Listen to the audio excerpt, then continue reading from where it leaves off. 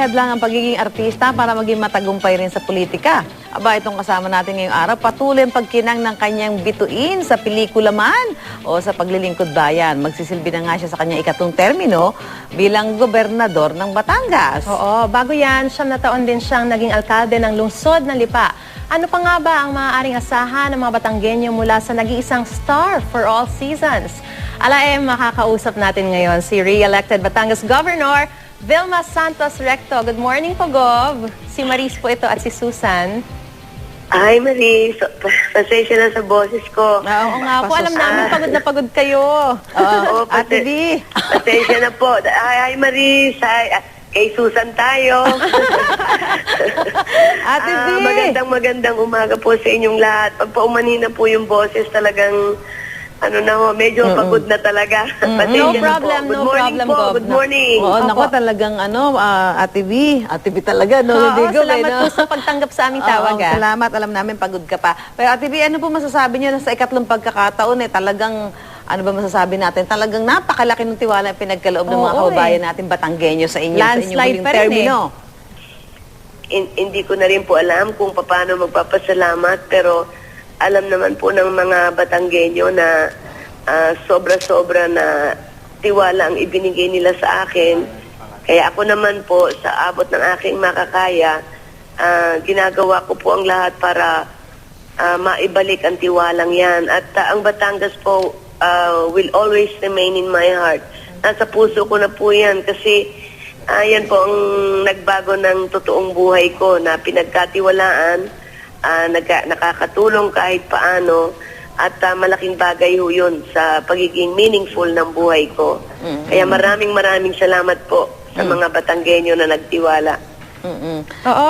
Gov, kasi nagbiro po ang inyong asawa na wala pa raw pong mag-asawa sa Senado. Although narinig na po namin ang inyong response, sabi nyo, naku, hindi na. Pero sinabi nyo rin na hindi nyo isinasara ang pinto sa suhestyon na ito. So ano po ba ang ibig sabihin na ito? Hindi po. Tinatanong lang naman po kasi asawa ko si senador. Paano ba kung tatakbo bang senador yan? Si Gobi, di dalawa kayo. Kaya sumagot po si Ralph na nagbiro po na bakit wala pa namang mag-asawa sa Senado? Ganun po ba? At hindi naman po yung sinasabing hindi ko sinasara yung pinto. Hindi po. Kasi marami lang nagsasabi na after governor, what's next?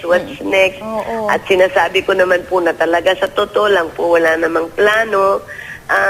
Kaya lang ayoko po kasi nagsasalita ng tapos kasi baka later on babalik yan sa'yo. Ang akin lang naman po, talagang sa totoo lang po, no political ambition at all, or not even any political plan. Pero so, ganun lang po yun. Batangas po muna. Ate B, teka muna, ito ba yung anak mo, si Luis, may plano rin ba? Nakikita mo ba siya ng ngayon, ng parang mga indikasyon at palatandaan na papalaot din sa politika? Hindi ko naman nakikita na gusto na. Pero nung minsan po itinanong ko kung Lucky, what if magiging interesado ka ba? Kasi may mga humihiling kasi na si Lucky. Sabi ko, are you interested in politics? Anong tingin mo sa ganyan, anak? Sabi niya, I don't mind, ma'am. In fact, maybe someday gusto ko rin magsilbi. So, ganun lang naman po kasimple. But again, hindi ko naman siya ini-encourage or discourage at all. But sinabi rin naman po niya na hindi pa panahon. So, ganun lang po yun. Kung just in case someday na gustuhin niya, baka sakali po, gagaidan din namin siya, dapat pag-aralan niya at ihanda niya yung kanyang sarili kasi hindi po biro ang public service.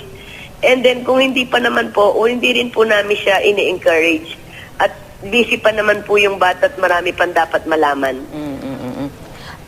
Ate B, ibig ba sabihin nito makikita ka pa ba namin sa TV, sa movie, alam mo, di ba, si Ate B, Siyempre, naabangan talaga pag hindi ka nakapanood ng pelikula ni Ate B, parang kulang yung yung buhay mo.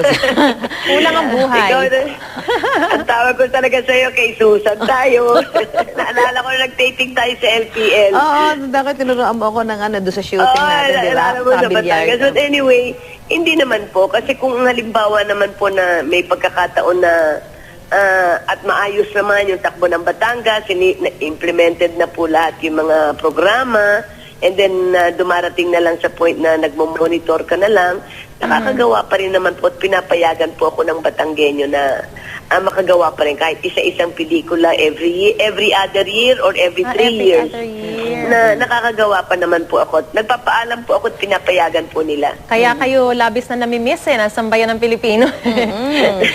pero Gov, balikan ko lang po ng konti yung alam ko sinagot niyo na. Kaya lang kasi, di ba dati hindi rin naman planado yung pagpasok niyo sa politika, sa mayor, sa pagkagobernador. Kaya lang nandun yung kumbaga talagang clamor. Kung halimbawa, kahit na wala na talaga kayong plano at gusto niyo na rin mag-rest muna, no, dahil matagal-tagal din kayo nagsilbi, paano kung nandun po yung clamor ng taong bayan na kayo ay tumakbo? I-heed niyo po ba itong clamor na ito?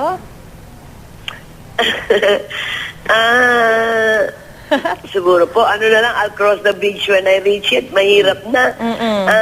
Kasi sa totoo lang po, hindi naman talaga basta-basta ang mapwesto ka. Kung minsan yan, kung talagang para sa iyo, para sa iyo. Pero kung sasabihin mo na ipaplano mo, or kasi dyan ang buhay ko, so hindi po hindi, miski ako, hindi ko po alam na ako po naging isang public servant ngayon. Hindi po ito, never in my wildest dreams. But again, I'll cross the bridge when I reach it. If it's yours, it's yours. If it's not, it's not. But hindi po madali ang pagsisilbi po sa mamamayan ay hindi madali. It's very fulfilling, but at the same time it is really a sacrifice. So, Ate B, totoo no, na pagka hindi ko mo artista ka, papalarin ka sa politika dahil may mga tumakbo mga artista na hindi din pinalad. Bakit kaya ganun, Ate B? Ano sa tingin mo? Ba't ganun yung nangyayari? Yun na nga po minsan hindi naman pwedeng mag-rely lang na porque kilala ka o artista ka po pwede na. But again, that doesn't mean naman na porque rin po mga artista ay walang kayang gawin. Hindi po. Ang mga artista ay laking tao rin po yan. Kaya kung gusto po nila magsilbi at pagkakatiwalaan nila, ibigay niyo ang tiwala niyan kasi ang mga artista ay hindi tatagal ko, hindi rin po may kakayanan at may dedikasyon at hard worker. Kaya nga lang dun sa mga hindi po na pinalad, baka nga naman, yan naman yung don't expect everything to be perfect. I mean, minsan dumadaan yung mga ganyang pagsubok, pero try again. Hanggat makilala at makita naman ng mga tao na pwede kayong magsilbi, I'm sure, naniniwala rin po ang mga tao sa ganyan. Gov, last term yun na po, ano pa po ba ang aasahan ng mga Batanggenyo mula sa inyong pamumuno? Ano pa pong mga proyekto ang talagang nais nyong matapos by your last term? Siguro po talagang ang akin lang na masiguro ko po yung aking Hearts program. Yung Hearts, basic na po yan. Lahat po ng pangangailangan ng tao nandyan na. Acronym Hearts. Health, education, environment, roads infrastructure, agriculture. Yan ang mga, dyan napupunta yung pondo ng lalawigan. Tourism, technology and security. Ngayon po ongoing po lahat yan. Ang importante lang yung may konti pang pagkukulang dyan. Dapat po ma-enhance and then dapat pa po ma-improve. So, basta't ang importante lang naman po, magkatulungan po kami ng mamamayan ng Batangas. Palagay ko, yun lang ang pinaka-importante para masabi natin na magiging malaki ang development ng kasi napakayaman ng Batangas sa turismo, sa agrikultura, sa heritage. Kaya yun ang dapat namin in-enhance na magtulong-tulong para sana po yung matarget namin na kung hindi man maging number 1 ng Batangas, at least maging top 3 man lang na probinsya sa buong Pilipinas. Oo, maraming mga masisipag at magagandang mga Ang ganda-ganda ng Batangas ngayon. Po ang kahit saan po kayo pumuntang lugar, kahit sa abroad, may Batanggenyo at may business sila. Dito nga po sa set na to may Batanggenyo. Ako po yun. Oo, naku, ang ganda-ganda ng Ang Batangas po kahit saan meron at may mga business, may trabaho. Totoo po yan. Ay, Ate B, talagang sanay ako kay Gob na Ate V, no? Oo nga, Ate V, anong pelikula kaya? Anong klase ang gagampanan mo kung sakasakali? Meron na po akong ginawa na, bago po nagkampanyahan, meron po akong ginawa na isang indie. Sinubukan ko po mag-indie for the first time. Para lang maramdaman ko, ano ba talaga itong indie? Ito po yung Extra ang title po, Extra. Oo. At ginampanan ko po dito yung role. Indie film po ito. First time, ginampanan ko po ang role ng isang extra. Oh. Sa more than half of my life, sa kalahati, mula po 9 na taon ako po'y artista na, nakikita ko mga extra, ako'y bida. Pero ngayon po kaya ko tinanggap, excited po ko ipakita po yung buhay ng mga extra sa pelikula. Ito isasali yata sa Cinemalaya sa July. At directed by Jeffrey Jeturian. Under po kay Attorney Georgie Alonso po. Maricel, matatanda mo kay Ate B. Ate B, nasa na si Junjun? Si Junjun. Si Junjun. Lagi na lang si Junjun. Si Bal na walang kasalanan. Gov, nag-celebrate na po ba kayo? Hindi pa rin po. Siguro po pagka natapos na muna lahat yung mga remaining na mga dapat gawin.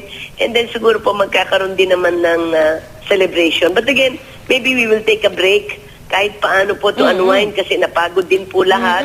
And then pagbalik na lang po bago sa umpisa ng third term sa July, definitely meron naman na parang victory party naman sa lahat po ng mga kasamahan na talaga po namang tumulong at sumuporta at nagpakahirap din sa iyo. Sige. Kailan po kayo pupunta rito? Punta ka dito, sa Ate kape? B, ha? Ate B, punta ka dito kasi kapit balita to bagay sa mga taga-Batangan. Oo nga, sa kape.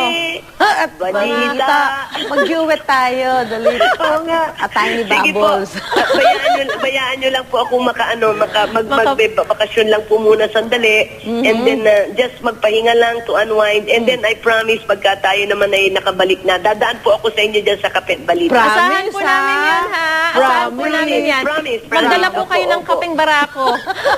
Promise, Ate B, ha? Yes. Salamat, Ate B. Thank you so Si much po Governor and Vilma congratulations po muli, Governor. Thank you again, Maris. Thank you again, Ate Susan. Sa inyo pong lahat dyan sa Kapit Balita. Maraming salamat po. Thank you very much. Thank you po. Thank you. Congratulations. Congratulations, Gov. Ayan, si Ate B. Governor Vilma Santos Recto. Sanay ako tumawag si Ate B, pero kala mo ba ate ko lang?